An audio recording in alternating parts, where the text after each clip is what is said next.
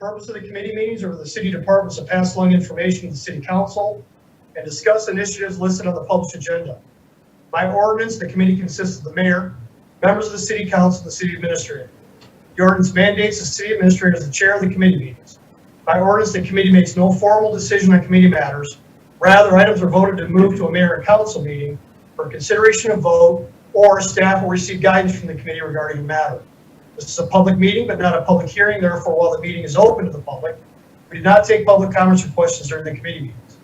Public comments or questions are received at the regular city council meetings held at 7 p.m. in the city council chambers or virtually on the second and fourth Monday of each month. The first item on today's agenda is the approval of the minutes for the Public Safety Committee meeting for May 12th, 2020. Is there a motion? Motion to approve. Motion to approve by Councilmember Judy. Is there a second? Second. Second by the mayor. Any further questions or discussion on the item? All in favor, please raise your hands. We have 1, 2, 3, 4. Unanimous, thank you. And we've got to pause for a second. I'm going to turn the video and audio off while Olivia flips the system. I'll be back in about 30 seconds.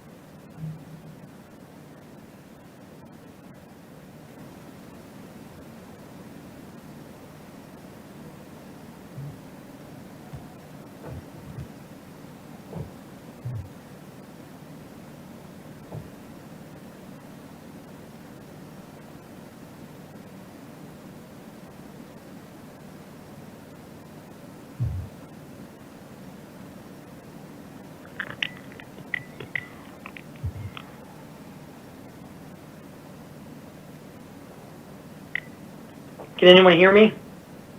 Yes. We're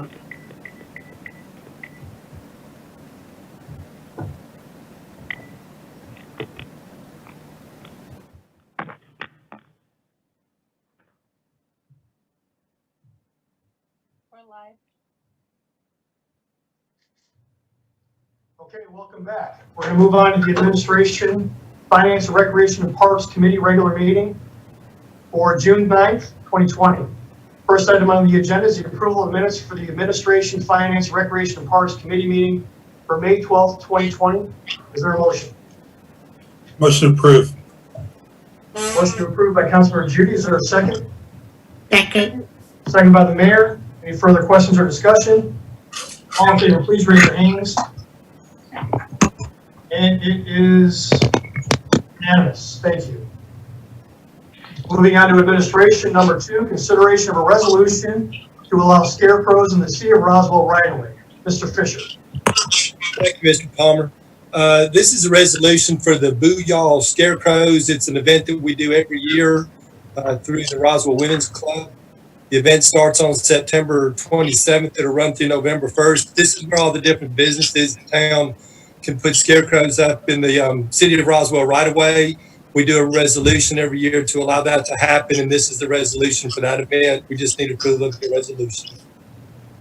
Floor is open. Is there a motion? Motion to approve. Motion to approve by Councilmember Tiger. Is there a second? Second. Second by Councilmember Wilsey. Any further questions or discussion? All in favor, please raise your hands. And it passes unanimous. Thank you. Item number 3, review of the city's community development block grant CDBG application process and priorities. Mr. Alford.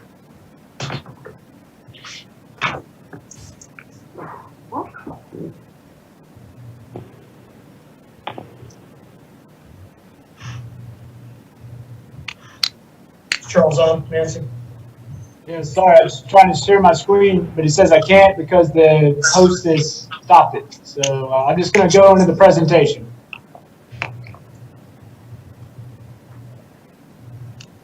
Okay, here we go. Nancy, can you share your screen?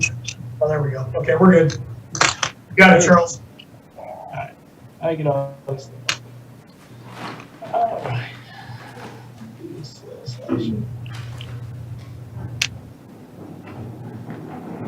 Good evening, Mayor and Council. This is a follow-up to some of your questions on the last council meeting in May to discuss our CDBG process and go over our priorities. So I'll get right to it. Tonight, just a quick overview. We're going to talk about CDBG history for the city.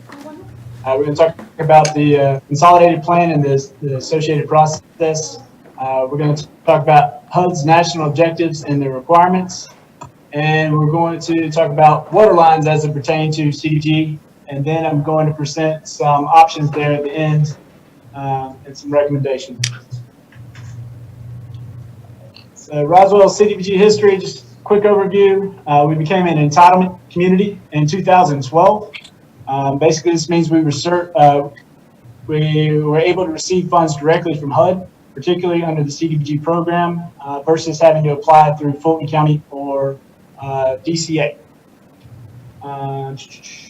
So, in total, since 2012, we've received about $3.99 million in CDBG funds, and that's funded about 98 projects. Now, in regards to our application process, we established that right when I started in 2012, and it was basically an unofficial agreement that some funds would go to nonprofits since Fulton County was barring them from applying once we became our own entitlement community.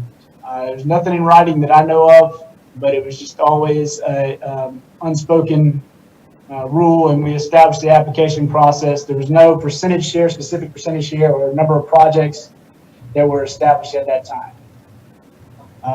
Just to give you an idea of what that's looked like over the years, throughout the life of the program, we received 1.85 million, or we've allocated 1.85 million, around 46% to the city, and we have funded 2.14 million in nonprofit projects. If you're wondering, just to stay in line with this tonight's, or what sort of spurred this meeting, a total of $846,000 was applied to 6 waterline projects. All right. Moving on to the consolidated plan. Basically, the consolidated plan is designed to help states and local jurisdictions assess their affordable housing and community development needs and market conditions, and to make data-driven, place-based investment decisions. Essentially, it serves as a framework for our community-wide dialogue to identify housing and community development priorities that align with focused funding, to the CPD programs like CDBG. It determines and outlines how we're going to spend our annual action plans, which we have 5 under each consolidated plan, because the comp plans are for 5 years. Our current plan runs from 2018 to 2022. Okay, so the consolidated planning process for this current plan, it began back in 2017. We hired Blue Link Solutions, which is a consultant group that also works with Cobb County and Gwinnett. They actually manage the people that run this company actually manage Cobb and Gwinnett's programs. It involved some community outreach, which included 2 needs assessment meetings and a survey with 603 respondents, noting housing and homelessness, services for seniors and childcare, traffic congestion, and shopping areas as the main concerns. Obviously, only some of those CDBG can address. There also was a public hearing involved with that. And let's see, moving to the official consultation, we had a work session for Mayor and Council on September 25th, 2017. We then had a presentation at the October 25th Community Development and Transportation Committee meeting. And then we moved to the November 13th, 2017 Mayor and Council meeting for the resolution. Each one of those included presentations. What came out of the planning process, so you know, were our resulting priorities that are now defining how we use our annual action plan, was affordable housing, homelessness and at risk, people being at risk of being homeless, public facilities, which included neighborhood facilities and infrastructure projects. All 3 of those were ranked as high priorities. And then we also had public services as a medium priority. administration was in there as well, but that just goes with the territory for managing the program. So, as far as qualifying projects, every year under the CDBG program, you have national objectives and some beneficiary goals that you have to meet for HUD's programming. So, basically, there's 3 different national objectives. There's benefiting low and moderate income persons. There's preventing or eliminating slumps or blight. And there's meeting urgent need, basically. And I know that urgent need was sort of implied at the last meeting, but you can see here that HUD's definition of meeting urgent need involves meeting a particular or having a particular urgency because of serious and immediate threat to the health and welfare of the community. So that's something to keep in mind there. We're going to focus on low to moderate income persons tonight because slum and blight is like its own presentation. But generally, we categorize everything under low to moderate income beneficiaries. HUD sets these sort of goals or requirements, actually, that we have to, each activity has to serve 51% or more low to moderate income persons, and the entire funding for that annual year has to benefit 70% or more low to moderate income persons.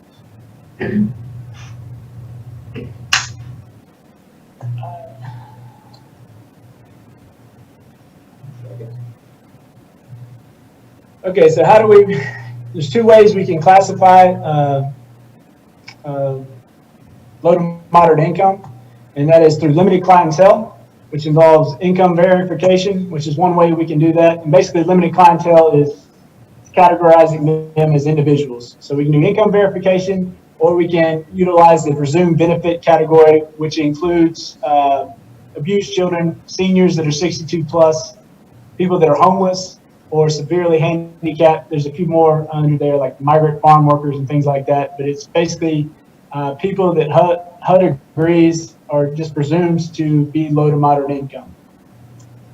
The other way that we can categorize an activity is through the low to moderate income area benefit. Basically what this is defined areas where at least 51% of that population is considered to be low to moderate income.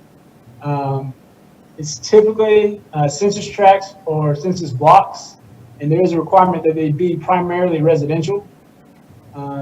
You can define your own borders if you like, but it does require more data and is subject to more scrutiny if you go outside of the typical census tracts or blocks. It's got to be supported by data, and it is challengeable. I mean, both categories are challengeable, but low to moderate income area benefit is generally challenged more than the other. Let's see. So how does this relate to water lines? And so what you see here is the most recent breakdown of the LMI census block groups in the city. The green blocks have a population that is 70% or more low to moderate income residents. The red blocks are 60 to 69% or more low to moderate income residents. And the blue blocks have populations of 51 to 59% low to moderate income residents. Per Mayor and Council's request, Public Works did prepare a list of priority water lines based off of this map. I asked them to prioritize the water lines that were in the 70% or more block groups and the 60% or more block groups. And I'll explain why in the next slide.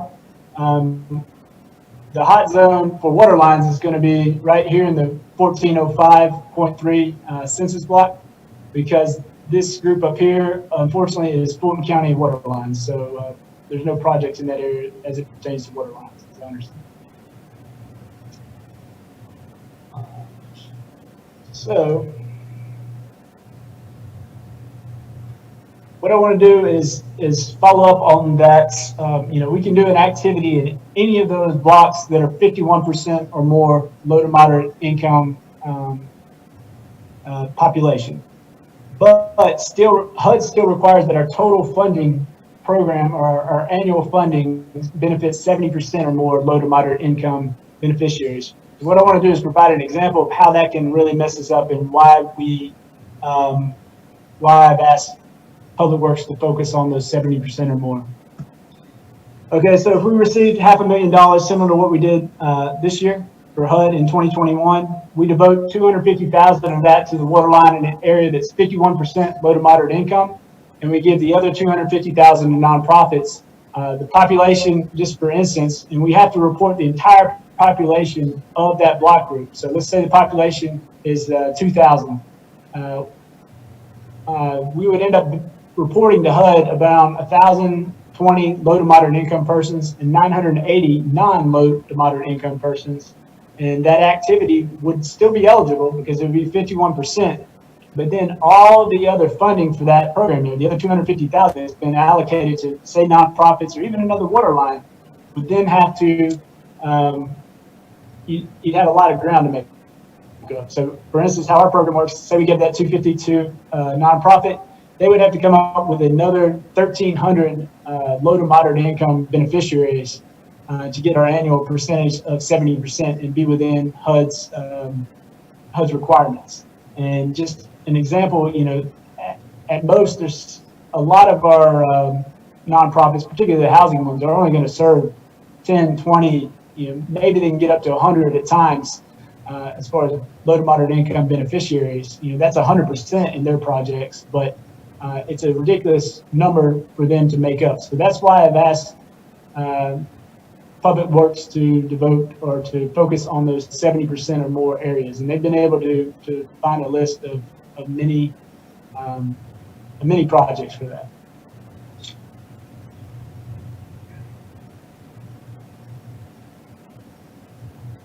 So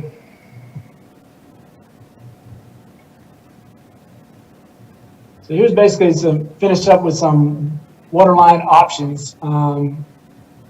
What we can do is determine a nonprofit share for 2021 and 2022, which are basically the final 2 years of our consolidated plan. I would recommend not exceeding probably 60% for the city, and that includes admin. If we wanted to go as high as 65%, that would be the tops, and that includes, and we can adjust the admin and planning funds to accommodate that, but that'd be anywhere from 300 to 350,000, somewhere around there, dollars if we're talking about $500,000. We can do this unofficially. I don't think it needs a official proclamation or anything like that, but the main thing is to be able to tell the nonprofits in the upcoming application process that that we're planning to do that, because I felt like that was part of the issue with the last 2020 cycle. The other thing is we can, as I said, determine if that city to nonprofit share is just for water lines, or if it's also going to include rec and parks programs. We don't have a ton of rec and parks programs, but they have in the past applied at times for different things. Also, I would recommend designated 114.053 and 114.14.4, the block groups that you saw on the map as the mid to high concentration of low to moderate income persons. Designate that in our con plan. It's not 100% required. I think it would be allowable to do it without it, but it'd just be cleaner to go ahead and designate that. And that would require a 30-day public notice, which I could start if you chose after this meeting, if you guys voted and decided to do that, and it requires a resolution.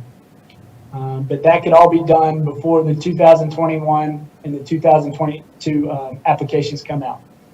As far as allocating a higher priority to water lines for 2023 and for the next consolidated plan, that would be my recommendation to go that path, so we're not undermining the consolidated planning process.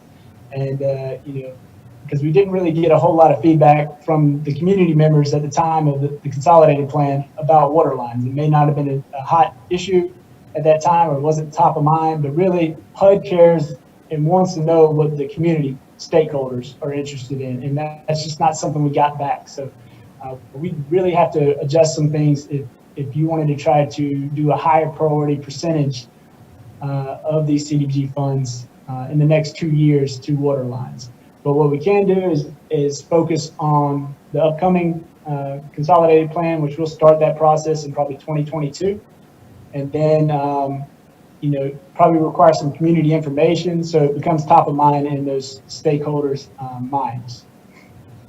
And that's all I have, so I'm gonna open it up for questions. Floor is open. All right, so can you please stop sharing the screen? I just want to be able to see everyone. Thank you. So, Mr. Alford, first of all, thank you for putting that together. Thank you for giving everyone here in the community a background of these grants. It's important everybody knows how they work. I want to make sure that we're focused on the topic at hand that came up in that May committee. It's my memory as I reviewed that committee meeting that all the elected officials, every single one of them, put safety and health of residents as a top priority. And what we ended up having was a process that didn't execute on that priority of health and safety. And so during that committee meeting, what I brought up and wanting to understand is I want to understand how and why did the process change? So in 2016 and 2017, we had a process where there was full accountability to residents, to taxpayers, that the elected officials were going through with all those different pieces and applying their ratio. There was never any divisiveness. There was never any controversial vote. It was a smooth process. And it gave the opportunity where elected officials were fulfilling their commitment to the public, which was making their priorities and focusing on health and safety of residents. What I want to understand is, first off, when was it publicly discussed and publicly called out that process was going to change and that the elected officials would no longer have that accountability and that opportunity to make sure that those values and those goals are being achieved? I don't have an exact answer for that. I know that it was probably emailed to you guys that they were making the change through some at some point, but that's right. And so that's what I want to get into. Who was it that gave the authority to make that change without the elected officials having a vote and really making sure to be discussed with the public and publicly show and vote that the elected officials are no longer going to have accountability over protecting the safety and welfare of people? Who is it that made that decision? So, all I could trace back was that there was, staff initiated changes to implement a scoring system. Initially in 2012, it was a scoring system. We did everything via paper application, and same thing in 13. So the scoring was already in place, and that's generally considered the more legitimate and professional evaluation process. It provided a buffer sort of between mayor and council and public and HUD scrutiny, and more importantly, it just gave you guys support for making the decisions. It didn't handcuff, or it doesn't handcuff you from changing allocations around. Now that when we went to the electronic process in I think 2014, we tried out letting the council score the applications themselves because they had access to it, and it wasn't actually scoring; it was just allocating funds, as you remember. Now, what we had there was some gaming of the system, if you will. None of the current mayor and council that's present were doing that, but we had some people that were allocating their full amount of funding to projects that exceeded the amount of funding that particular project requested. So what that was throwing off the averages. They were ensuring that project got the maximum amount of funding. But it was basically gaming the system a little bit. And also because we were only average, the only way we could do that with you guys allocating funds yourself was to average out what the average was. And so we were getting minuscule or small amounts of funds for organizations that was not, minimal impact with very, while increasing the risk for the city, essentially. Because even if you contribute $1 of CDBG funds to a project, you trigger all the regulations. So somewhere along the line that was, we decided to switch that. I'm not exactly sure. I could only find one email where basically it was switched and a scoring system was presented, and that's what we went with. I don't know that it was ever, there was any public discussion about it or any mayor and council vote, but there was never any mayor and council vote to establish the first system. So, or the second system. So. Thanks, Mr. Alford. I appreciate that background. Again, this is not you. You do nothing but provide fantastic help and great just support in getting all these grants. What I'm addressing is a bigger issue that's consistent with this city that we've seen for the last few years, which is anytime there's decisions made behind closed doors, it's going to get a negative connotation. This is just one small example of that. And we saw a major impact that in that committee, every single person on the council was saying that they actually had a priority of health and safety, and the process that existed didn't reflect that. What I need from staff is for staff to give recommendations just like you just did. You gave a lot of intelligent reasons why this council should look at perhaps changing the process.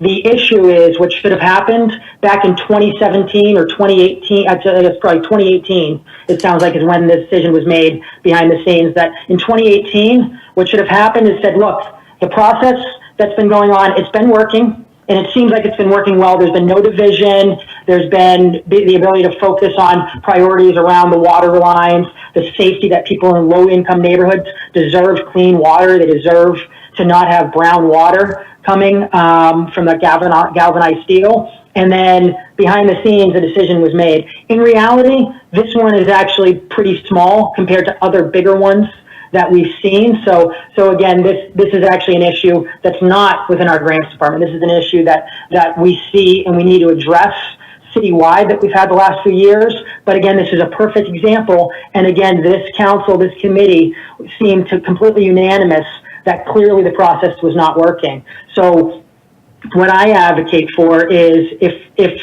behind the scenes a process was changed, creating less transparency, creating less accountability to the elected officials, because it's really, there are 7 individuals that are fully accountable to voters, to residents, to taxpayers.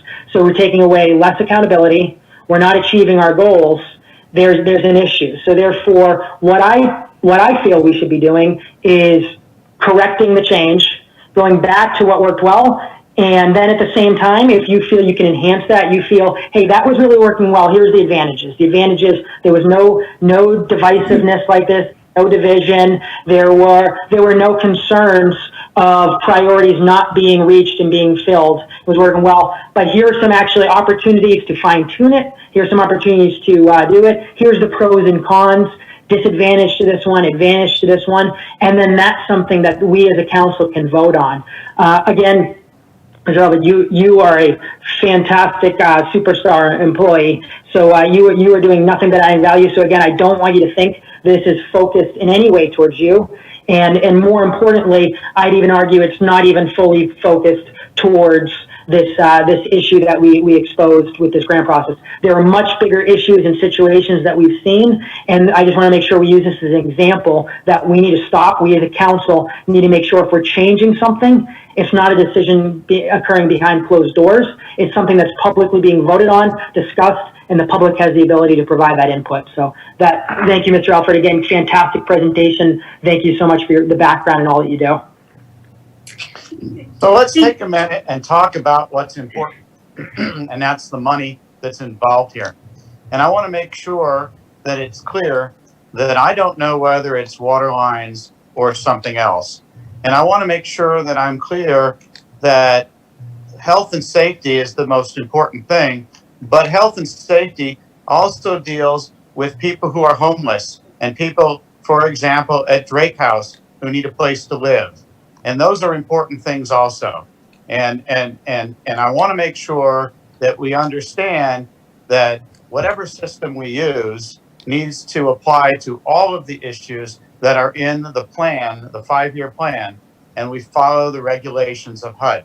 That's important to me, how the money is spent across all the types of issues that low to moderate income that support is needed. I have a comment, or I have a couple questions and a comment, and I applaud you, Mike and Matt, for speaking out. I think the issue is that the council needs to be apprised and part of this process, and I think that's what you're addressing, that somehow this has been taken away from the purview of council, and we need to change that. But back, Charles, back to your presentation. Wonderful job. Thank you. I've got 3 questions. Early on in the presentation, you don't need to go back to the slide. You had indicated that 1.85 million or 46% went to the city and 54% went to the nonprofits. And then you indicated that 846 went to the Waterline project. So if I'm following, out of the 1.85 million, basically 850,000 went to the water lines. Where did the other million go that went to the city? Some of that's planning and administration. That's probably the most of it. There were some rec and parks projects involved in there. Some of the bigger money ones were the adult recreation center, the fitness center. It went towards constructing that. And then there was, they did some shade structures over at Waller Park and some trail improvements. So that's the bulk of those. Okay, and then 30% seems like a lot. I'm not familiar with what a typical administration cost is, but 30% seems like a lot to me. Is that pretty typical in these grants? 30%. The most we can take is 20% a year. We started out taking 20% early on. That was probably when HUD was transitioning from a lot of paper stuff, as well as layering on consolidated planning process, as well as they were changing their analysis of impediments planning process. So we were going to have to do an affirmatively furthering fair housing plan, which we ended up not having to do. So we retained a little bit, we retained that maximum amount. Plus we weren't exactly sure exactly other things that we're gonna have to do. So it includes advertising that we're required to do, any public meetings, fair housing, education. We have to pay for environmental reviews, things of that nature. We decreased that over the years as we basically, HUD's transitioned some things to paperless format and made things easier. We ended up not having to do the affirmatively furthering fair housing plan. Just the cost of consultants, to help with the con plan and stuff like that, that's come down. When we first got quotes on that, it was $30,000-$40,000. I think we ended up with like 18,000. The analysis, the affirmatively, the AFFH was going to be 40 to 50. Nobody knew how much that was going to cost, and then they ended up rolling back the requirements. It ended up costing like 18, 20,000 or something. So that's why we held more in the beginning, and we released, we went, I think it was last year, we didn't retain any administration and planning funds, and then we actually reallocated some of those funds to the water line, the Clara Drive water line. So we reallocated unused 17 funds to the Clara Drive water line, $100,000, I believe. Okay. So it does allow us to do that, and that 100,000 was included in that 846. Oh, okay, and those are just things that you just do, that the staff just takes care of, kind of in your day-to-day decision. Oh, it also goes to pay for a portion of my salary. I left that part out. Yeah, there's an hourly component, though. But yeah, so that part is important. We all love that part. Yes. I'm sorry, just 2 more quick questions. You had indicated that the max that you want to give, or that is ideal for the city, is 60 to 65%. Is that because you're balancing the 51 and 70% of the beneficiaries? Or I didn't understand why we would want only 65% going to the city. It's basically an optics thing, in my opinion. It's just, there's only, if we start giving too much without ignoring the nonprofits at this point, with our consolidated planning process being what it was and the information we obtained from that, HUD could scrutinize us and say, why did you all of a sudden pivot and start retaining 80% of your funding for these water lines? It would be very hard to explain in the middle of a consolidated plan. So it's sort of arbitrary, but it allowed enough funding when I looked at the numbers, looking at $500,000 to do a water line or two, and give the nonprofits a chance to do some decent projects as well. So that's because this is how this comp plan was structured, and that's why you're suggesting that needs to stay, and a future comp plan can be different. Correct. Yeah. The big thing with it, even with the concept of the voting, the way it's scored or voted, everything came down to the consolidated plan. That is what HUD wants us to draw our planning and priorities from. If something changes in that, we have to do a major amendment to that. And depending on what that amendment is, it could require different amounts of community outreach and things like that, 30-day, 60-day public comment periods and things like that. So everything was established in 2017 for the next 5 years, and that's HUD's system. So Okay, thank you. All right. Thank you, Charles. Thank you, Charles. I appreciate this, and you're answering all these questions. Question about, I guess, requirements from HUD and as a part of the plan, just to show and be able to prove that we have done an objective and fair process in determining the allocations. Are there guidelines and benchmarks you have to show? Yeah, it comes down to that community outreach, and you have to hold a certain amount of meetings. Those needs assessment meetings, we did 2 that I mentioned. You have to contact a variety of stakeholders, nonprofits in the housing sector, your housing authority people, some business owners. Roswell Inc. I'm not sure if they were the company at the time, or if we had an in-house group, but you have to incorporate a wide array of community outreach. We did surveys, online surveys, and so that's the stuff we retained. Our consultants had the minutes. I had the minutes. And, we did a presentation for council through a work session, and then a CDT committee meeting, all that kind of discussion. It goes to HUD if they were to ever ask, where did you come up with this plan? That's what we use to back up. Right. And do you have like a scoring criteria or a matrix that all the applications are rated against? Is that how you determine who the winners are and what the award winners are? Yeah, it's I think a 10 question scoring system, and then we pass it off to the review committee. There's 2 or 5 administration questions that I fill out and score depending on eligibility and timeliness. If I think that they're not going to be able to spend the money in an appropriate amount of time, but then as long as they're deemed eligible, they're passed off to the scoring committee to score on those 10 questions. Right. And were those 10 questions, did that come out of the comp plan process, or is that something that was provided by HUD? That was compiled from various scoring systems that I collected, and it does address, 1 to 5 scale, I think is what each question is, and did they address the consolidated priorities, or are their goals reasonable and those type of things. So it does have a question about addressing consolidated planning priorities. Right. All right, great. Well, thank you. I mean, it seems to me that it would be very important for us as a recipient of these funds to keep the process as objective and free from bias as possible. I see how council might provide some policy and guidance, but as far as actually getting involved in scoring, that seems to me the quickest way to introduce bias into a process as you possibly can. So, again,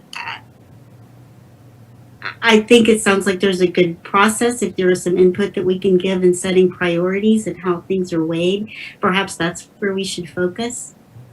I'm not sure about what your thoughts are there, but just something I'd like for its council to discuss. Yeah, we could definitely adjust the scoring system. If you want to put, yeah, you can definitely adjust the scoring system. That's something we can talk about. I mean, I guess what I'm hearing are things that if health and safety are priorities of this council, then those things might be heavier weighted, but there's perhaps not a reason for council to actually get involved in scoring particular organizations. But that would be something that the evaluators looked at when you're looking at the applications. Okay, so I would like to bring the discussion to a square one, the process. I'm going to share with you, in 2017, we were given this with a deadline to reply, where we have to all the list of the projects, and then we have our score, and then it's calling for administration score, and then total score, and then list below that all the projects. And not only list the projects back in 2017, but also we were provided with the background of every project, detailed background. In this case, there's 1, 2, 3, like 4, 5 pages, the description of the project. And then once we council and mayor receive this documentation, then we will be scoring according with our criteria and what we think is important for our community. So, the residents, taxpayers, and citizens of Roswell knows how the government works. I would like to ask you a tough question, Mr. Alford. I mean, it's a simple but difficult question. Who gave you the order to change the process after 2017? So I want people from Roswell to understand how the government works. So it will be very important for you to share who gave you the order to change the process in 2017 and make it less participative from council elected officials. So that, Councilmember Zapata, if you don't mind, you're right in what you're saying in 17.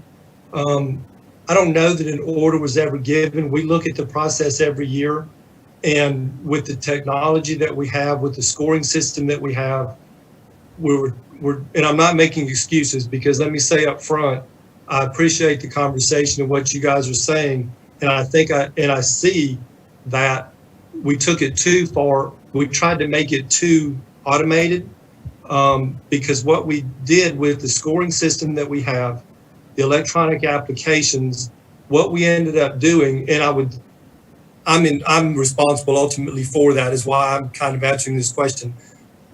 We took that information in and put it into the system, and it seemed like it worked really well.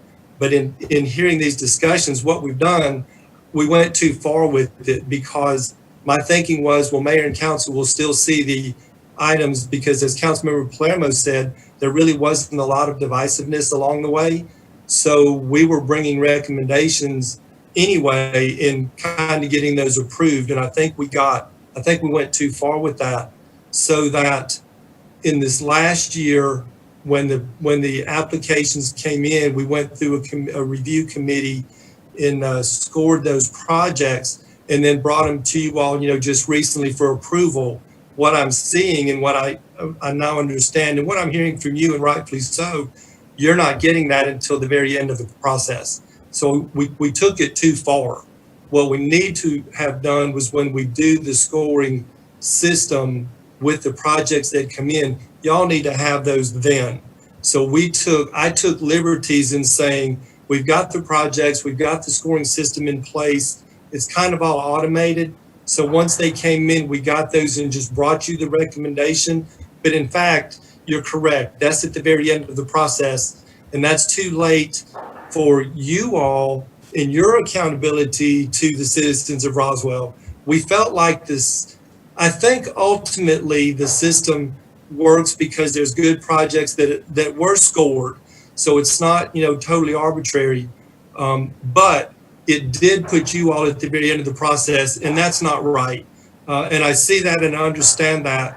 So that is something, as Councilmember Palermo said, we need to move forward and correct. That will certainly be corrected, and I apologize for that. I think we just looked at what we had, and and just took it too far. And what it ultimately did was pushed you guys, you council, back to the end of the process, thinking that, well, they've been approving and we've got a good system. We'll just bring you all the recommendations, and that's not right. That takes you all out of any input until the very end, and then I'm sure what I've seen that puts you in a tough position, and we shouldn't do that. So I'm not sure I don't think it hurt the integrity of the program, but it took your input out of it or put it to the very end, and that's not the way it should be. So we'll be making those changes. Charles does a phenomenal job, and Danny, our grants division, as you know, is an asset to the city. But changing that to just bring you a recommendation at the end, I clearly see that was the wrong thing to do, and that correction will be made in the future. So I apologize for pushing you all to the end. Okay, yeah, because this. Mr. Fisher, Mr. Fisher. In September. So in Mr. September, Fisher. it's to be provided all the information. I'm sorry. So, Councilman Zapata was, yeah. Yeah, I was talking, sorry, I was talking. So, I said that, used to be provided in September, like you show here on the Yes. record. Sure. So this will give us time to analyze and give our input. And so now what we became is rubber stamping something of last minute. You're absolutely correct. And I realized that through this discussion that it pushed you all too far back, and that's not a good process. So that process will be corrected. Okay, so the other question that I have here to follow up is, first of all, do we have a list of all the projects in the city that will qualify for the CDBG grant? Question number one. Question number two, do we have a total amount for the water line projects that will be able to qualify for the CDBG grant? So I think that this is the starting point here. Once we know the needs and the city of the residents and the taxpayers, then we have a better idea of how can we allocate this money based on all the needs on the city. So it will be important to know all the projects that will qualify, and then for each of them, how much money do we need to accomplish and finish different projects in the city. And in the case of the water line, since I see Mr. Skarsky there, it will be good to know not how many projects, but the total amount that will be needed and that will qualify under the CDBG grant. We do have that list for the water lines. We know which ones are in those areas that Charles was talking about, and roughly how much those would cost based on estimates from Mr. Skowski. As far as other projects for the city, we don't necessarily have those unless they're projects that are applied for. And as you heard Charles say, there can be possibly some rec and parks programs. Rec and Parks has done an application a time or two in the past.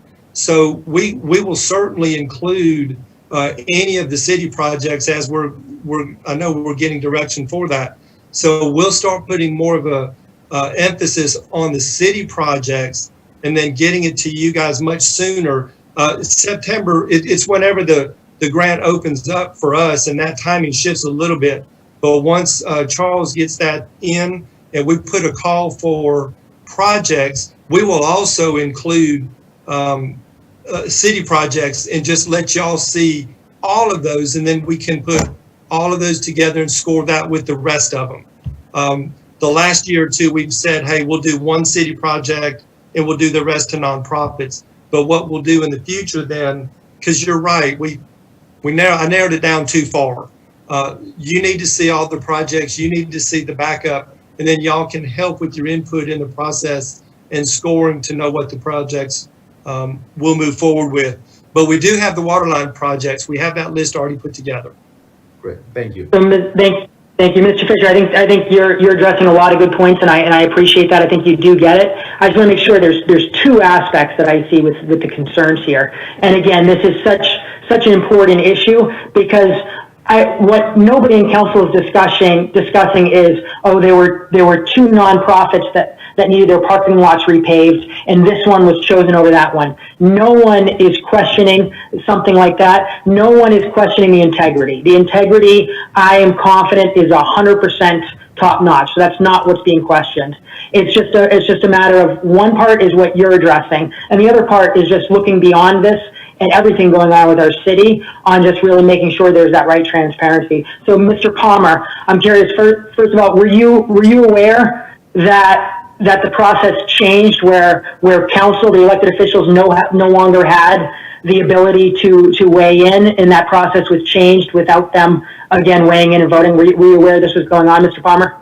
I don't get involved in the block grant process. So no, I wasn't aware. Okay, so you weren't aware that the process had changed? No, I wasn't. So appreciate that, because I think this is actually an especially helpful conversation that I want to make sure that you're seeing and you're aware of, is just ultimately, we even had examples last night. Last night, with a lot of public comment, there was a lot of discussion around the gateway, and a lot of just concerns, mistrust, and we as a city need to do more to make sure that we are showing that everything is absolutely open. And this is just an example, and this is a small one. This is something that we can easily correct.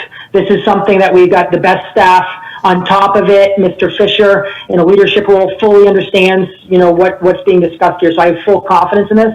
I just want to make sure we understand the big picture, that if something's going to change, a policy, a major decision, that ultimately those that are accountable to residents need to be weighing in on this in a public meeting, and that didn't happen here. And what that actually led to is the fact that, we mentioned HUD.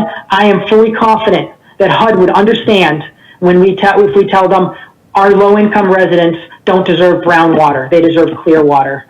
And that's what ends up being at stake. That's why this is such an important topic. But again, I think there's definitely an understanding now, and I'm glad we got to have this learning experience together.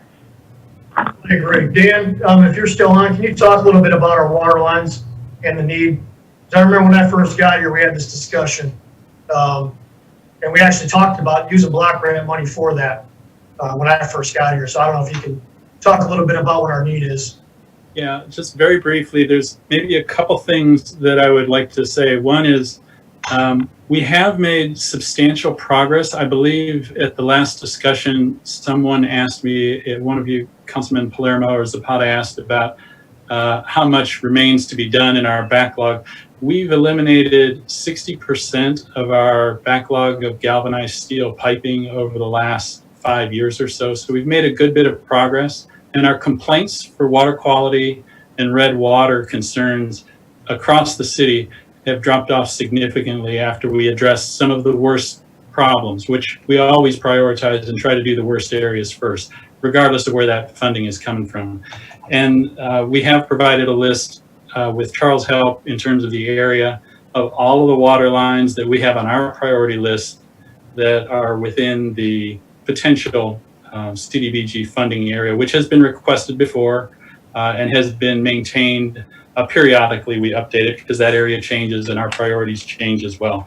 One point I would like to make is that all of the drinking water in the city of Roswell system is absolutely safe. We have met all of our drinking water quality standards from state and federal officials the entire time I've been here. We've never had a violation of water quality that I'm aware of. So just for the public's benefit and for everybody's benefit to put this in context. And so, Mr. Scott, do you think? Also, coming from Detroit, back in 2016, 17, they had the issue in Flint. So, that resonates with me because I know people in that area. I know people in Flint. So Dan and I actually had that conversation. I don't know, Dan, if you recall. We actually talked about maybe approaching the council, possibly, depending on the inventory, with borrowing money to do that if the issue was that intense. And at that time, both Dan and I discussed it. We didn't feel that was a need at that time. And I'm glad to hear that that's still not a need. Yeah, and yeah, I think that is important clarification. So very glad, because certainly when some residents would be seeing that colored water, they had concerns, given what happened in Flint. And so at the same time, even if it's safe to drink, I'd say from a quality of life standpoint, our low-income residents should not have brown or red water. And also from a safety perspective, there is the fact that if, you know, God forbid, if there's ever a fire in one of those areas, I believe it does limit the pressure to the fire hydrants. Is that right, Mr. Skalski? Which pipes cause that challenge? Is it the Small asbestos pipes. ones or the galvanized steel? It's primarily the galvanized steel, and small pipes in general are poorer for fire protection. We've eliminated most of that issue, all of it that we know of right now. So we still have concerns and we're working on them, but the severity has gotten decreased significantly in the last 5 years, thanks to the funding that you all have helped us provide. Excellent. Thanks, Mr. Skalski. Any further questions or comments? I have one final question if nobody else has any. I would just like to know what the status is of our COVID CDBG funds and if we're receiving them and the amount. Yeah, so we received $296,000 from the, well, we received an allocation from HUD for $296,000 for the Community Development Block Grant coronavirus funds. Right now, we did some straw polling. When we got that information, we initially waited to see if HUD would define the eligibility a little bit, narrow it down a little bit because it's very broad. They said they were, never happened, but in the end, we straw polled some of our major nonprofits, city departments, and some of Roswell Inc. because we had there's an economic development component of the to that. And the main priority that came out of those conversations was childcare. And so we worked with Jeff Leatherman and Rec and Parks put together a proposal that includes summer camps, adaptive camps, and some other senior programming. And then we also had, we contacted CDA and they put together a program or a proposal that included scholarships as well as some other activities that would be eligible under the grant.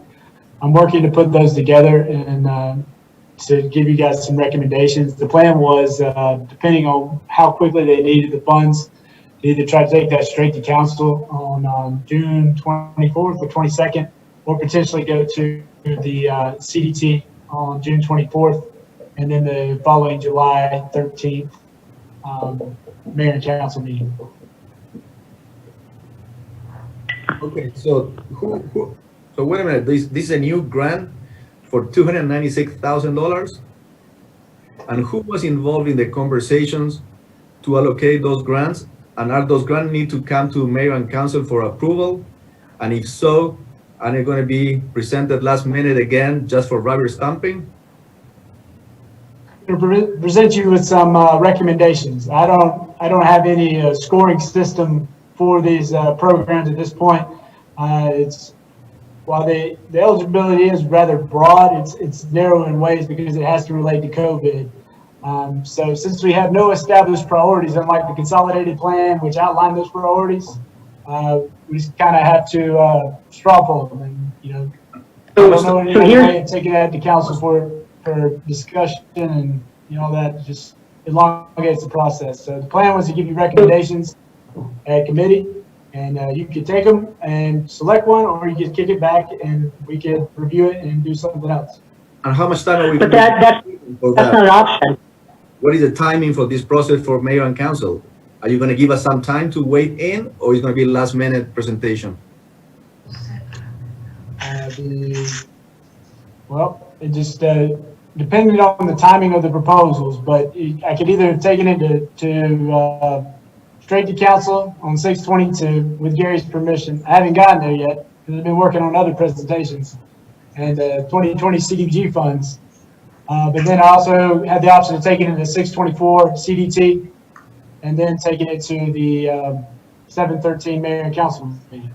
We'll bring this one in is just as quick as we can get some projects together. This is a little different than the standard cycle that we do with CDBG. It is specifically for COVID related. So we're trying to identify some projects right now. But as soon as we get those identified, they will come to you and it'll be just a standard process. We have some ideas that we're looking at, that if you like those, that's fine. If not, you let us know that, or come up with some of your own. But this is not where we go out and just ask for applications like we do during, it is CDBG funds, but it's not that normal cycle that we've seen in the past. So you'll get them. There won't be a lot of time to work with it, but we're all kind of working under a deadline to just try to find some projects that would qualify. But as soon as we can, we'll get them to you for full discussion and input. I just want to comment that I'm a little bit familiar with this, and there are some opportunities to do things that we traditionally haven't done that speaks to low-income assistance with businesses, with mortgage and rent payments, housing payments, and things like that. And there's opportunities for us to get matches perhaps to some of this funding to make it go even further. So I don't know what the timeline is, but there are a lot of opportunities all around the COVID thing that we can do with these funds. Wow. And so, yeah, Councilmember Hall, anytime we can increase the strength and the value of our grants, that's an incredible opportunity.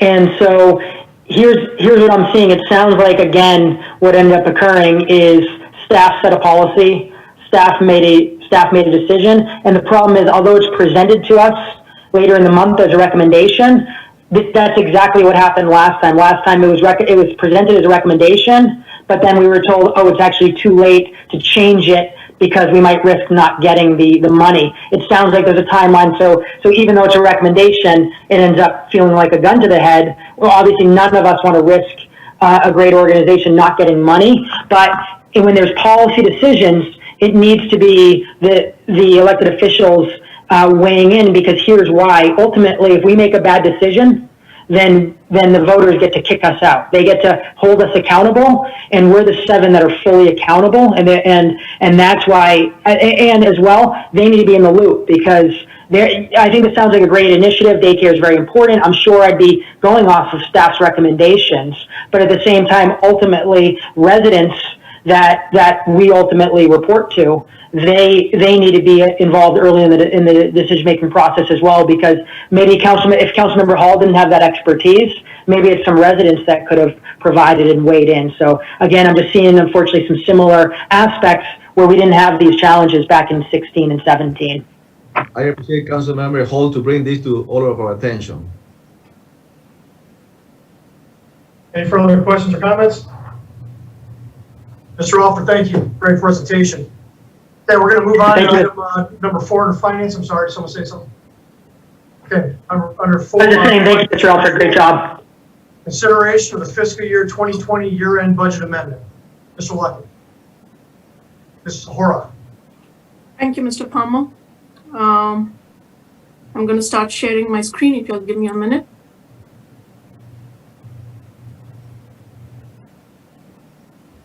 Can everybody see my screen?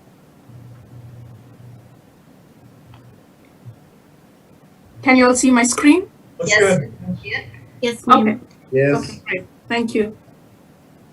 So, good evening, Madam Mayor and Council members. We are here with the end of year budget amendments, and we seek approval for these budget amendments for 2020.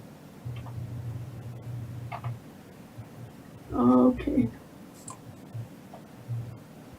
And today we bring you end of year budget amendments that are needed in the general fund, the hotel motel fund, capital projects, and the Leator Thompson fund. And I'll start with the general fund. So the first in the operating, so we have some revenue recognition or reduction items. And the first one is property tax. And this particular budget amendment is to recognize the additional revenue for property tax that came in higher than anticipated. And the amount is at $1.8 million. The next item that we have is a reduction in sales tax revenue. So as you all know, due to the impact of COVID-19, the sales tax revenues for fiscal year 2020 are expected to be less than what we had budgeted. And staff is recommending a budget amendment to decrease the sales tax revenue by $2 million. The third item that we have is to reduce the municipal court fines revenue. Again, here, due to the impact of COVID-19, the municipal court fines revenue for fiscal year 2020 is anticipated to be less than the budgeted amount. As you all know, the court has been closed for some time. So staff is recommending a budget amendment to decrease the municipal court fines revenue budget by $600,000 to account for that reduced revenue. Then we have the interest revenues. Again, this budget amendment is to recognize additional interest revenue that has come in higher than what we had anticipated. And the amount here is $200,000. Then we have the license and permit revenues. This again is a budget amendment that we are requesting to recognize the additional revenue from licenses and permits that has come in higher than anticipated. And the amount here is $200,000. The next item that we have in the revenue category is a transference from Hotel Motel Fund. And we are requesting to decrease the revenues for the transference by $235,000. And again, here, this is mainly due to the impact of COVID-19. The hotel motel tax revenues for fiscal year 2020 are anticipated to be less than the budgeted amount. And as a result, staff is recommending this budget amendment to reduce the transference from the hotel motel fund to the general fund by the amount of $235,000. The final item that we have in the revenue category is the budget amendment to recognize the insurance reimbursement received for the reconstruction of Rapstick, and that is in the amount of $248,158. So adding up all of these items, that is a total revenue decrease overall with all of these budget amendments of $386,842. Moving on to the expenditure section, the first one that we have is for the Old Alabama Road emergency repair. So in March of 2020, the Transportation Department had conducted some emergency repairs to fix an issue with road settlement on the Old Alabama Road east of Riverside Road, as it had posed some significant safety risks. And the cost of that repair was at $54,470. And staff is recommending a budget amendment to increase the expenditure budget by that particular amount. The second item that we have is the emergency repair that was done at the old mill machine shop in the amount of $235,000. And this is, so staff had inspected some damage to the historic retaining wall behind the old mill machine shop. So they had to conduct some emergency repairs there at that time, and that had amounted to $235,000. And this budget amendment is to cover those repairs. The final item that we have in the general fund expenditure category is to reduce the general fund contingency funds by $425,000. Again, this expenditure reduction will basically assist in balancing the revenue reductions and emergency expenditure increases included in the end of year budget amendment. These funds basically are comprised of two components. The first one is the general fund operating contingency, where we have a remaining balance of approximately $200,000. And the other portion is the unspent funds that were budgeted for the fiscal year 2020 employee compensation increase. That is at about approximately $225,000. So that's a total of $425,000 in reduced expenditures in the general fund. So that would give us a total expenditure, a decrease in the general fund of $135,530. So this next slide here gives you a summary of these these budget amendments in both the revenue and the expenditure categories. So as you can see, the estimated fiscal year 2020 current fund balance over reserve by policy is at $1.9 million. And with the budget amendments in the revenues with a total decrease of $386,842, that would leave us with an estimated available funding of a little over $1.5 million. And with the decreased expenditures of amounting to $135,530, we would have an estimated remaining fund balance over reserve by policy of a little over $1.6 million. Now, I'd like to mention here that this estimated remaining fund balance number that you see here of 1.66 million includes the reserve that we've set aside for the uncertainties arising out of COVID, which was presented at the budget last night, which is about close to $1.6 million. So that number is included here in this.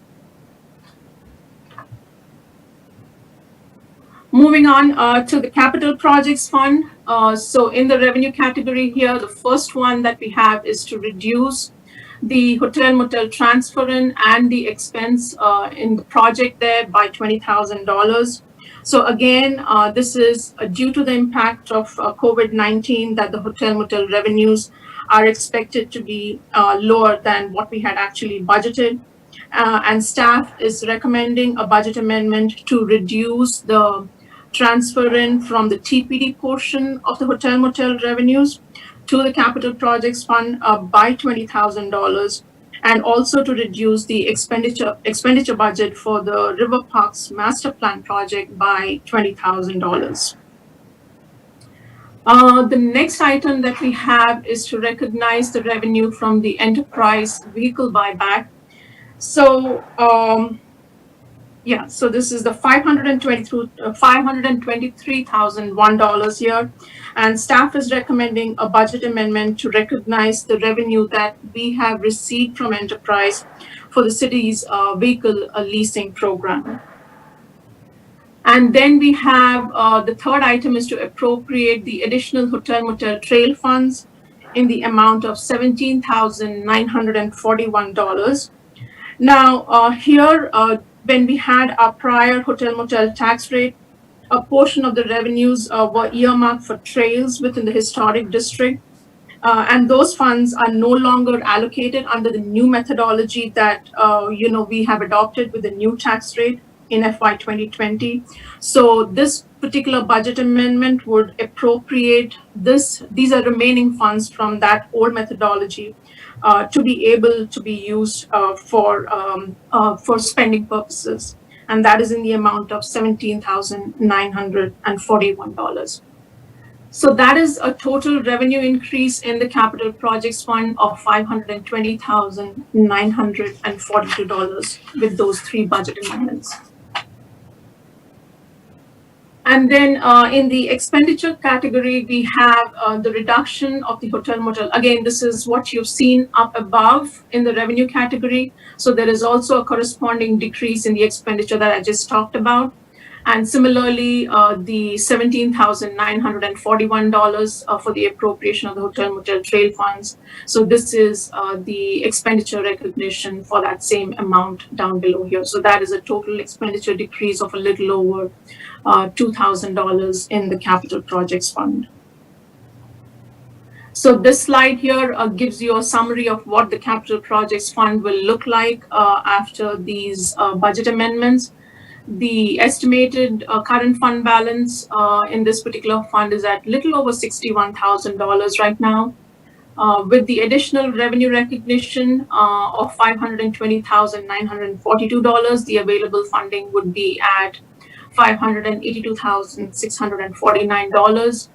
And with the expenditure amendments that we do, that would increase the fund balance to $584,708 in the capital projects fund. Moving on to the hotel motel fund.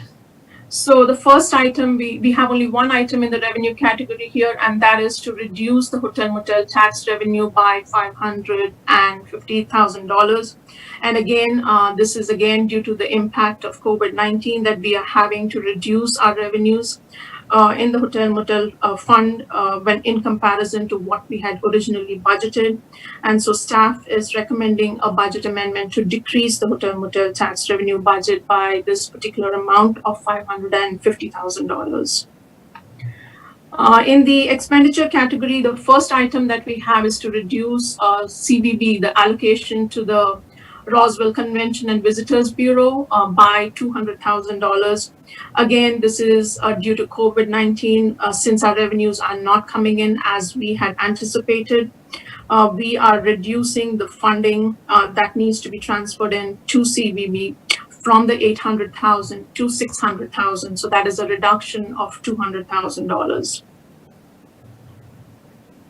The second item that we have is to reduce the transfer out to the general fund in the amount of $235,000. And I had discussed this, I had mentioned this on the previous slide when we talked about the budget amendments in the general fund. So you're seeing that again here because this is a reduction of the transfer out, and this is from the unrestricted portion. So this is the other part of it that you see here. And then the reduction in the transfer out to the capital projects fund of the $20,000, which you saw on the previous slide when I talked about the capital projects fund. So you're seeing that corresponding portion here. And then we also have the appropriation of the hotel motel trail funds, the transfer out, the $17,941 that I discussed on one of the previous slides again. So that is the total expenditure decrease in the hotel motel fund by $437,059. And this slide here again is a summary of the impact of these budget amendments on the hotel motel fund balance. So the current fund balance that we have here is $161,370. And with the revenue reduction, that goes down to $388,630. And by the reduction of the expenditures by $437,059, we will have a remaining fund balance of $48,429.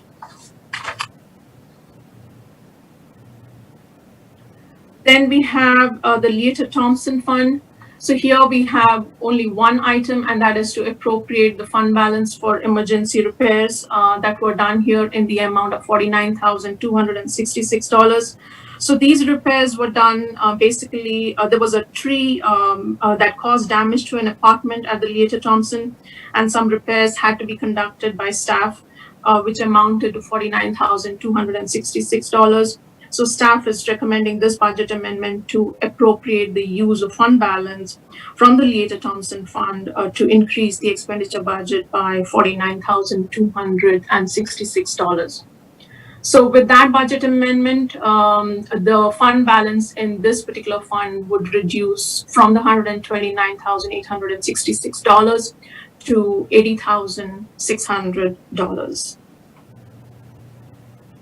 And this slide just basically gives you a summary of all of these budget amendments and how they impact each of the funds, the general fund, the capital projects fund, the hotel motel, and the Leator Thompson.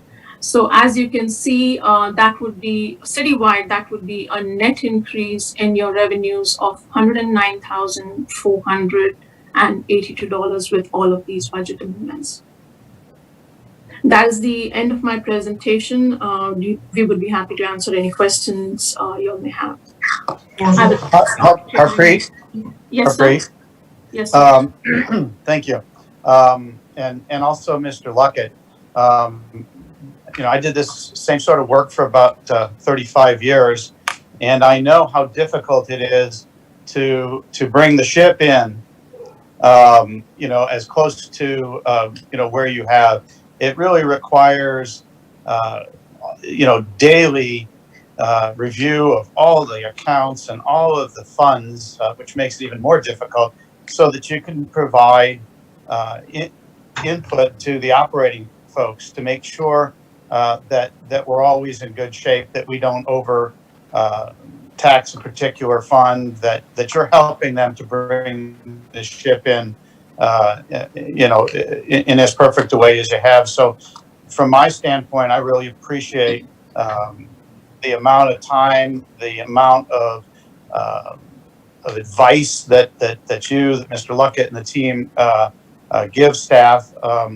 I've seen how it happens, how things work when when they don't get that kind of good advice. And so thank you very much for the work, and thank you for putting together yet another great presentation. Thank you, sir. Yeah, Ms. Orr, great job, you and Mr. Luckett, your whole team, and as if you weren't working hard enough last night in the entire budget season. So appreciate you coming back today with this.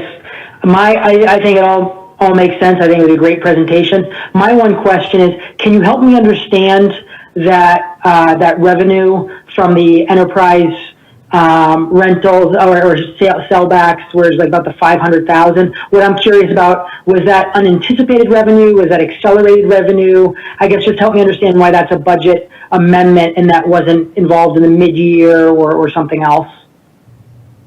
So basically, this is still part of the initial transition into the leasing program. So when we began the leasing program, it kind of started mid-cycle. We had already gone through an actual purchasing round of purchasing vehicle replacements. And so part of the deal that was worked out with Enterprise is that the ones that we had just purchased in the last year, they would buy from us, and we would put those vehicles on our leasing program. And so a piece of that, it kind of happened in two phases, basically. A piece of that happened last fiscal year, and we recognized that revenue last year was about $1.1 million. And then the second piece of this buyback happened, I believe we got the check maybe in January. And that was the second and final phase, which is about $500,000. So this should wrap up all of the kind of the initial transitioning into the leasing program. And then any revenues that we see in the future, we're going to be more from Enterprise leased vehicles that are being sold by Enterprise, and we get the portion back that belongs to the city. Great job. So yeah, so that makes sense. Thank you for helping me understand that. And definitely kudos to Councilman Zapata, who had brought that enterprise opportunity, because obviously a lot of not looking good numbers in there. So at least that's nice we got that one to offset this. I have a question. Questions or discussion? Yes, I have a question. Thank you very much, both of you. You guys know I like to get into the numbers, and these are just easy questions. The emergency repair on Old Alabama Road for $54,470, that was out of our pocket. We don't have an opportunity to go retrieve that from a developer or insurance company. That's my first question. That is, the process is going on right now, and I'm not sure if Mr. Halsey wants to speak to it or not, but we didn't want to recognize any revenue associated with that until we had a clear picture that we actually were going to receive it. I think it's still kind of up in the air, but right now it was more of just budgeting for the expense. But I think that process is ongoing to try and get some reimbursement. And so we will just recognize that as just ancillary income in the next budget year, the $54,000. That was the other tricky part, was that we're getting close to the end of the fiscal year here, so I doubt that it's going to come in before we wrap things up. So yes, that will be part of revenue that we receive next year. Okay, and then Harpreet, and maybe because these numbers are so similar that they're red herring for me, the estimated remaining fund balance after adjustments of $1.662150. Is that the same number as, does that translate into the 2021 budget, the fund balance that's used for one-time capital? Or where is that number where do I see that in the 2021 numbers? 1.6 million for the one-time capital, is that what you're referring to? Yes. Yes, is that the same number or totally unrelated? No. So this 1.62 million that you see here as the fund balance, that is not related to that capital projects fund number that you see there. So this is this is after that. So, but this includes this 1.62, as I said, includes the reserve that we have set aside in the FY 2021 budget for the financial uncertainty arising out of COVID. So ultimately, if we take that number out, if we take out that 1.596 million out of this 1.62, we would be left with a little over 65,000. I think it would be $65,825 to be precise, that we would be left with in fund balance. Okay. Okay, thank you. That helps me understand. I just want to connect the dots. Any further questions or discussion? Is there a motion? Motion to approve. Motion approved by Councilmember Wilsey. Is there a second? Second. Second by Councilmember Hall. Any further questions or discussion? All in favor, please raise your hands. We have unanimous. Thank you. Moving on to item number 5, discussion of occupation tax business license rates. Mr. Luckett. Yes, let me share the screen here.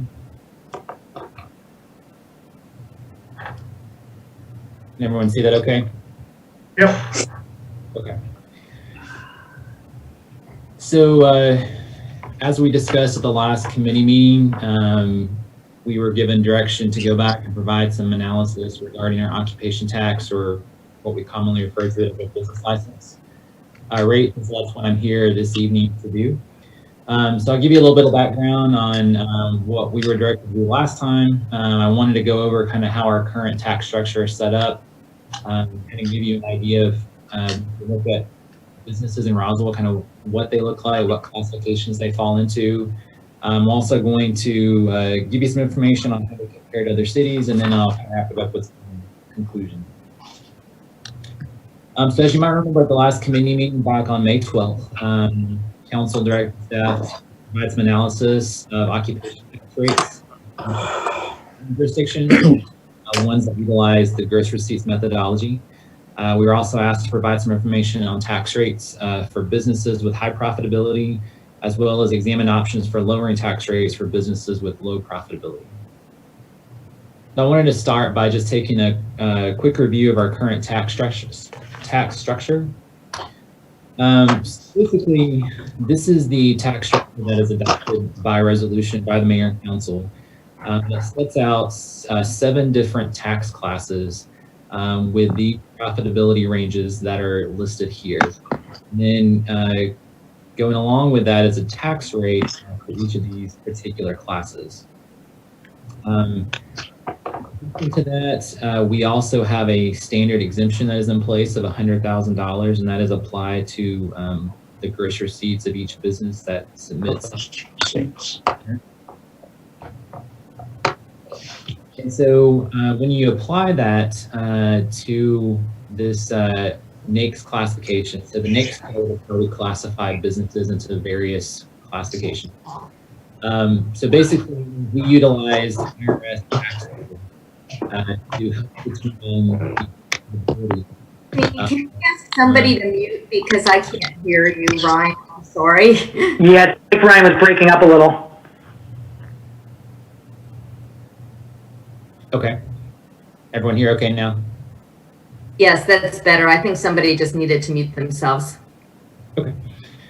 So basically, when we utilize IRS tax tables to help determine profitability for businesses by NAICS classification. So this slide that you're seeing here applies that profitability to each of the NAICS categories.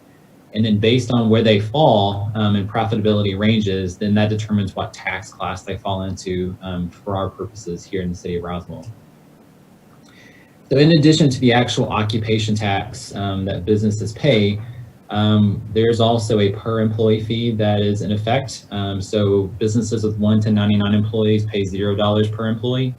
And then any business with 100 or more employees pays $12 per employee. We also have an administrative fee of $100, a regulatory fee of $50 that covers the cost of the inspections that take place for commercial businesses in the city. And then an alternative that state law allows is for businesses that are classified as practitioners of professions. So basically this kind of account includes lawyers, architects, those types of professions. They have the option of paying via gross receipts, or they can just pay a flat fee of $400. And different businesses take advantage of different options. So just to give you some background, so obviously we collect a lot of information, and just so everyone knows, and for the public as well, all of this information is confidential and is not subject to open records requests in terms of businesses' personal financial information. So we take that very seriously. We are allowed to share aggregate information for the purpose of sharing overall statistics, but we are not allowed to share actual information for a particular business. But just to give you an idea of what our businesses in Roswell look like, wanted to provide here. So this table shows you the top 5 business categories by gross receipts. So overall in the city of Roswell, and this goes back to the data for FY 2019, net gross receipts, and that's gross receipts once a business takes out all the deductions and exemptions that they're allowed to account for. Net gross receipts in Roswell total about $4.3 billion. Here are the top 5 categories for the city. Number 1, wholesale and retail trade. This is primarily our car dealers, our grocery stores, gas stations, pharmacies. Number 2, the construction industry. Number 3, wholesale, retail, and trade. So this is a same name, but different number, as you can see there. These are true like wholesalers that are selling to other businesses. Number 4, accommodation, food services, and drinking places. As you can imagine, it's pretty self-explanatory: restaurants, hotels, and bars. Number 5, our professional sector. So again, this is our lawyers, CPAs, architects, people like that. And then, so that's the top 5. Because in our last conversation, the conversation, centered primarily around apartments and restaurants, I did want to show for each of these kind of where that ranks. So here, the real estate and rental and leasing category that includes apartments, but it also includes real estate brokers. They rank number 8 out of the 24 different classes for the city. The next slide shows you the top 5 business categories by count. So here, this is just the total number of businesses in each category. So for this one, you can see number 1 as our professional sector, 793. They make up about 17% of the total. Healthcare, other services, which comprises a lot of auto repair shops. Number 4 is the construction industry. Number 5, the wholesale retail trade. And just to round it out, you can see the restaurants, hotels, those rank number 6, and then the real estate, rental, and leasing category ranks number 8. So just to summarize, for FY 2019, we had reported gross receipts, and this is net of all the exemptions and deductions that businesses are allowed to take. It was about $4.6 billion. We had a little over 4,600 businesses that submitted returns. We had anticipated revenue at the time of about 2.1, and it ended up coming in about $1.6 million. So next, I'm going to get into how we compare to other cities. And just to give you a little bit of background, so we looked at all of our surrounding cities that utilize this methodology for assessing occupation tax. The analysis that we're going to present to you kind of looks at overall rates for different cities, as well as looking at, once we calculate what the actual amount they would pay based upon the tax class, the fees they have in place. We'll be able to share that with you as well. Also, we just want to point out that when we get into that part where we show you the actual calculation, we wanted to show you categories that represent Roswell businesses, the general business profile of Roswell. So the categories that you'll see represent about 85% of the gross receipts generated in Roswell, and about 75% of the number of businesses in Roswell. So this table shows you an overall comparison of rates, and I'll be glad to send this presentation out to everybody once we're complete today, just so you can have this information. If there's any other details that you'd like to see, I'll be glad to share that with you as well. But this table gives you an overall comparison of rates.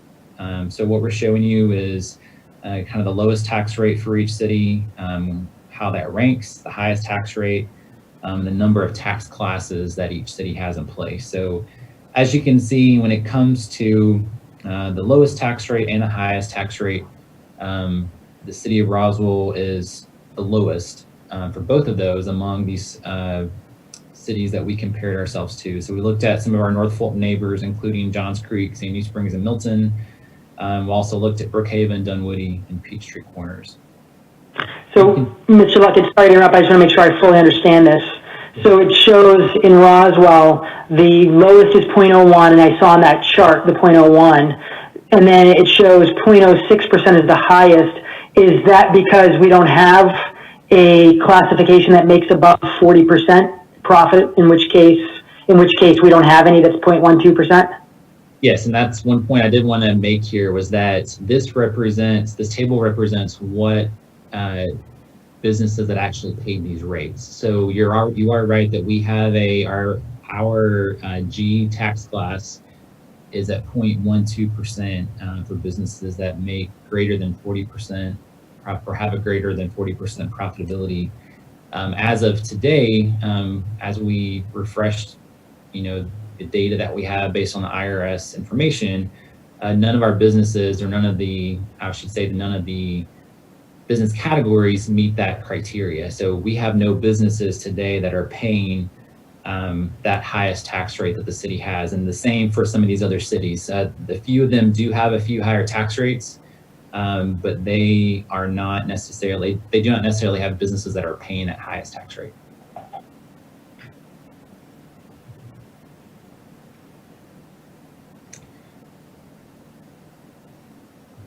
So I'll move on. The next set of slides that I wanted to share with everyone, this is kind of where we wanted to show you an example of, what the tax amount that would be due for these different business types. And like I said, the business types that we'll share with you kind of are reflective of those that are most common for the city of Roswell. Basically, we took the top 5 from each of those categories and made sure they were all represented, as well as the 2 that were brought up at our last meeting. So for this example, we're looking at the wholesale, retail, and trade. The typical kind of business in Roswell might be a new car dealer. Average gross receipts, we're looking at $83 million. Number of employees around 100. And so based on that, here, this table reflects what the tax would be due for each of these cities. So you can see on the high end, Sandy Springs, and this is actually their cap. The tax amount is actually calculated higher than that, but their cap is at $75,000. And then all the way down to Roswell, where this average car dealer in Roswell would pay about $9,600 in occupation tax. The next one is the construction industry, and just looking at what some of the most common businesses might be. A plumbing HVAC contractor, averaging around $3.6 million, 26 employees. So for here, this table then gives you what that tax amount would be. And so you can see again, Sandy Springs at the top of the list, and Roswell, the lowest amount due. Moving on, this next one is just a typical wholesaler type business, averaging gross receipts of $3.5 million, average 10 employees. Again here, the amount ranging from $4,200 in Milton to $490 here in Roswell. Moving on to the accommodation, food service, and drinking places. So we look at, the typical business here in Roswell, averaging, $1 million in gross receipts, 19 employees. They are paying at this amount $330 in the city of Roswell, and that's going all the way up to nearly $1,500 in the city of Johns Creek. For the professionals, just a typical professional service, gross receipts averaging around $865,000, 5 employees. Here in Roswell, $303. Up in Sandy Springs, or down in Sandy Springs, a little over $1,700.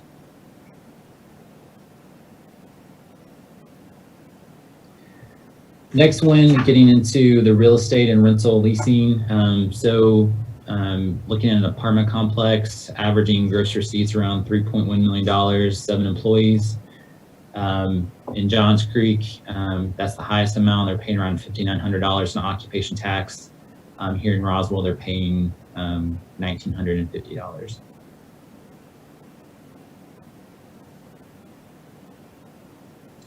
The healthcare sector, and this is any kind of medical services provider, averaging gross receipts of 1.3 million, 11 employees.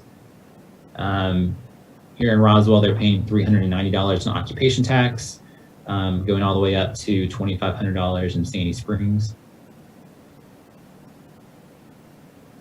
And then the other services category, as I mentioned, a lot of these are auto repair shops, averaging gross receipts around 1.2 million, 7 employees.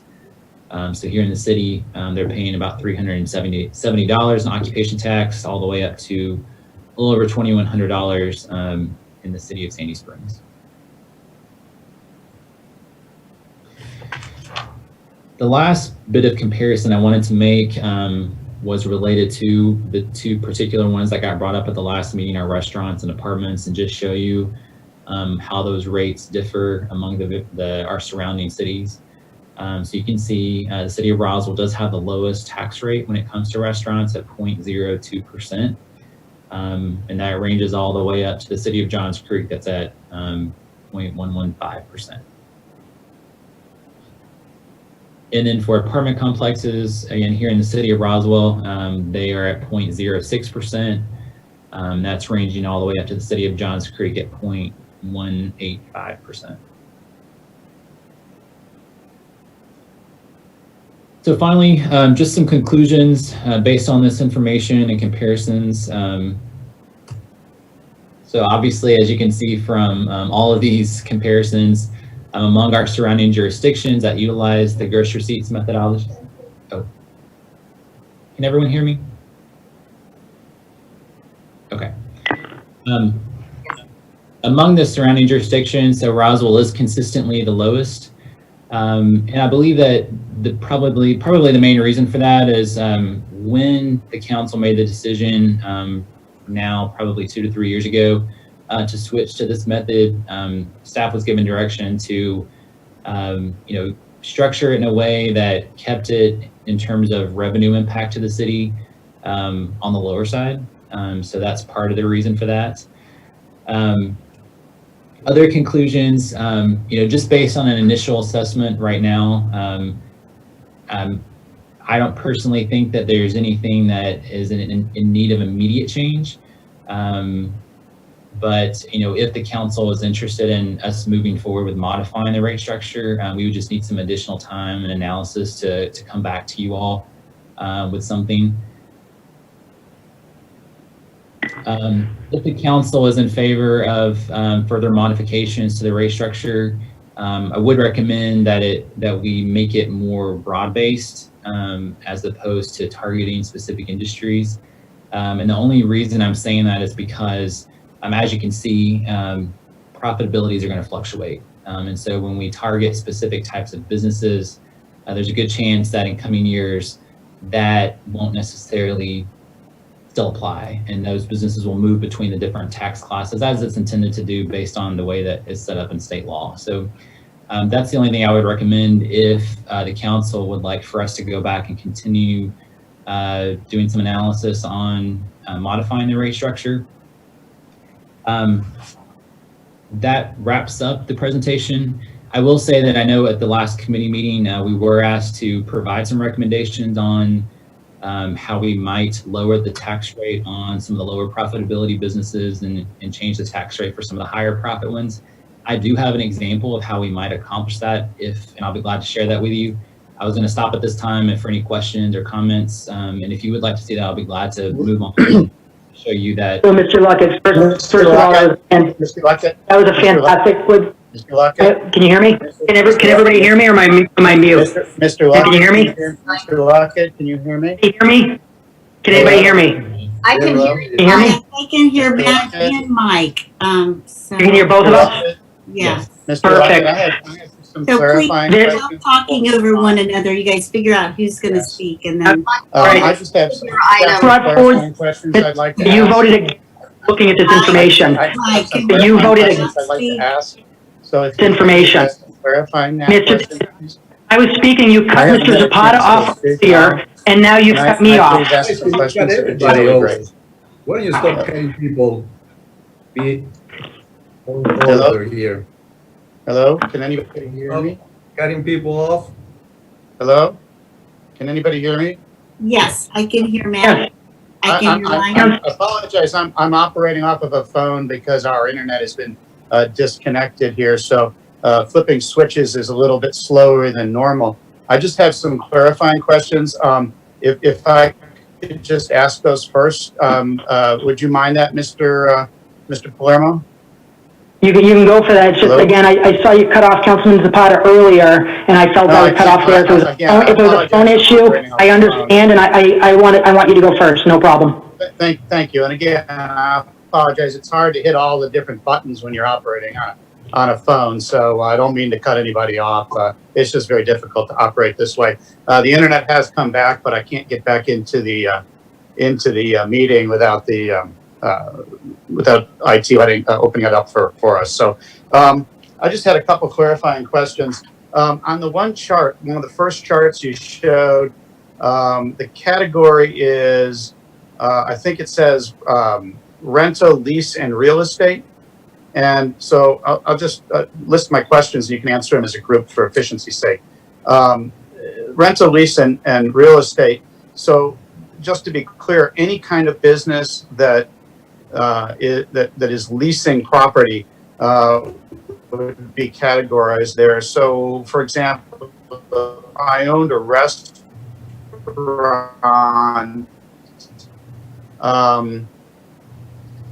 if I owned a restaurant in my building, I would, so I want to make sure that all leases of any type are in there, and then rent, of course, and real estate. The other is, in your example, the apartment complex paid $2,000, the restaurant paid $300, and the tax rate, if I looked at it right, was on the apartment was about 3 times the rate on a restaurant. And if you could just confirm those, that would help me for the rest of the conversation. So thank you. And again, apologize for cutting anybody off. I'm going to go on mute and probably stay there. Thank you. Your first question, I'm not sure I got it because you were kind of breaking up there, but in terms of comparing restaurants and apartment complexes, if we compare those two based on these examples, and this is based on the average of the typical one in Roswell. So the apartment complex would pay it's actually about 6 times. I mean, if you just look at the rate, it's about 6 times 3 times what a restaurant would pay. Because a restaurant is at 0.02%, and the apartment complexes are at 0.06%. So, Mr. Luckett, was that the full group of questions? Were there any more questions from Mr. Tizer, Mr. Luckett? Was that all the questions? Yeah, actually, if I could clarify that first question, because I had the same question, if you don't mind, Mr. Palermo. The way the categories that are set up, a rental property owner is taxed at the same rate, whether they are leasing apartments or leasing a building to a restaurant or leasing a shop in a shopping center. Is that correct? That's the way the categories are set up? Yes. Okay, all right, great, thank you. And there's no way, the way that the classifications are set up, there's no way to separate that. Right. Right, okay, all right, great, thank you.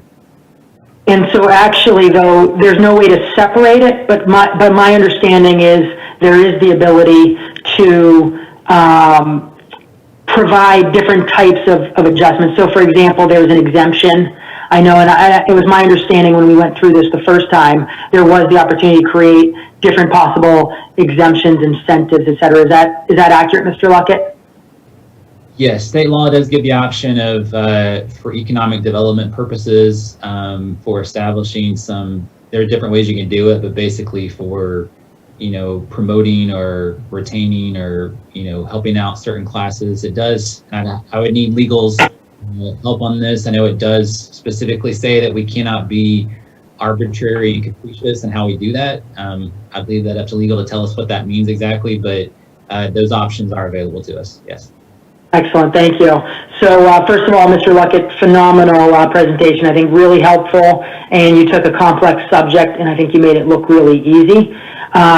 So my hope was to have gotten the presentation prior to seeing it tonight so I could prepare, but nonetheless, I know you were extremely busy. I know we all were last night with the budget, so I'm not at all, I'm very understanding the fact that it wasn't ready earlier. So ultimately, I think that information is extremely valuable to see where we stand, compared to other cities, and also knowing that homeowners, residents, and even just the lower profitability businesses, to see their share compared to these higher profitability businesses. So frankly, I am going to have a proposal. I do feel there are some opportunities and some adjustments. That's something that I'm hoping we can gain consensus. I know when I asked just to even see the information, unfortunately, it only passed 4-3. So again, I'm so glad we were able to get this information, just to have it in the public, have it for council to see, so we can make more educated decisions. But again, I'm certainly not ready to propose and to discuss any details and changes tonight. But I just want to disclose to everyone that I am planning on bringing this back to next month's Admin Finance Committee. Mr. Luckett, my expectation is you would probably just need to bring this exact same deck. I might have some small questions here or there that I'd want to see kind of updated, or perhaps might be helpful for the discussion. But again, Councilmember Hall and Zapata, thanks so much for the support in voting just for us to get this information, and really hoping that we can find some consensus next month towards really what is the best strategic direction for the city. And I have a question or a comment. I just thought the information was very sobering overall. I'm new on council, as you know, and I'm kind of blown away. And I do think that we need to look at this and as a group, come together and address some of these things.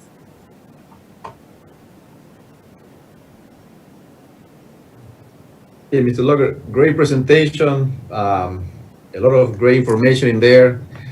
And you mentioned at some point that if we want to move forward, you will need to collect more information. Did I understand correctly?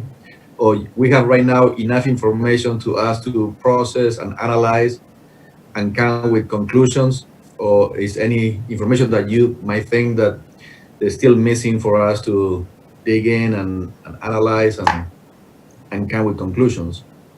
My point in saying that really was, I don't have a recommendation for you tonight for something that is across the board. I know that there was discussion about targeting two of the business types that were brought up. And like I said, I have an example of that if you'd like to see it. But, the difficult part is when you try and target particular ones, that it's a fluid situation in terms of tax rates and the tax classes.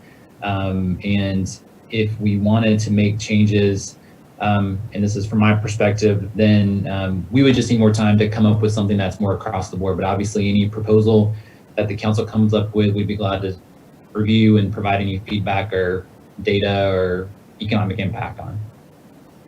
Okay, so I think that, oh, great. And I think that this gives us a really good picture of where we are in the North Fulton area.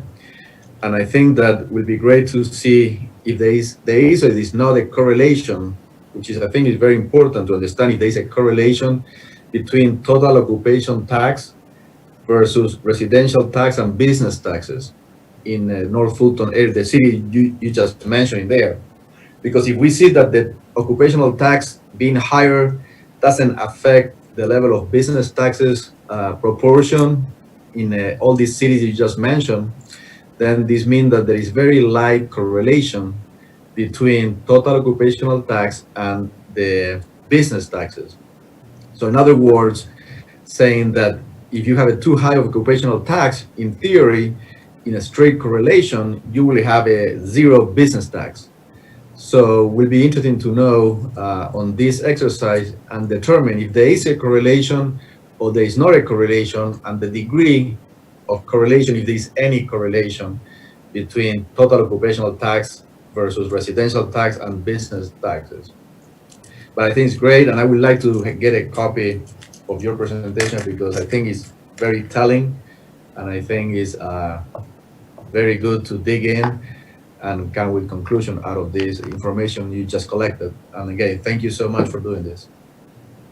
So, real quick, I'll jump in. I think before this does come back to committee, I think that council needs to understand what arbitrary and capricious means in a legal aspect, and we need to look at that very strongly when targeting different businesses.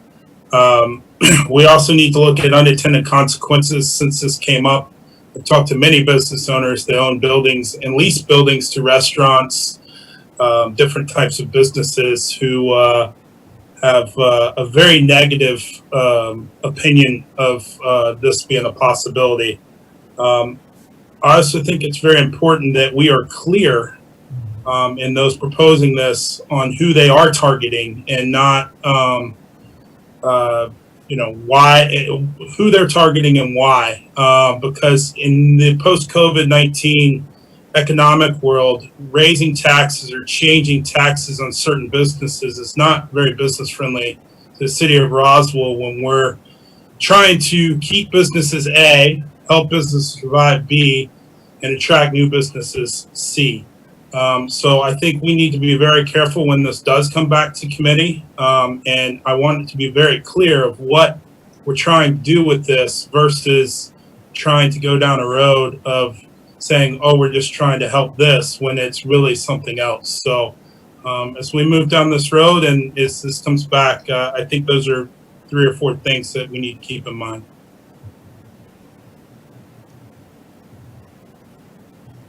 Thank you for, I think great comments. So definitely appreciate all that. And to Councilman Zapata's suggestion or request, definitely looking forward to looking through the slides. The one thing that I think would actually be helpful to add and to make sure this whole council is aware of, potential unintended consequences, et cetera, if you could just actually add, so you must have pulled, I forget the acronym, is it NAIC?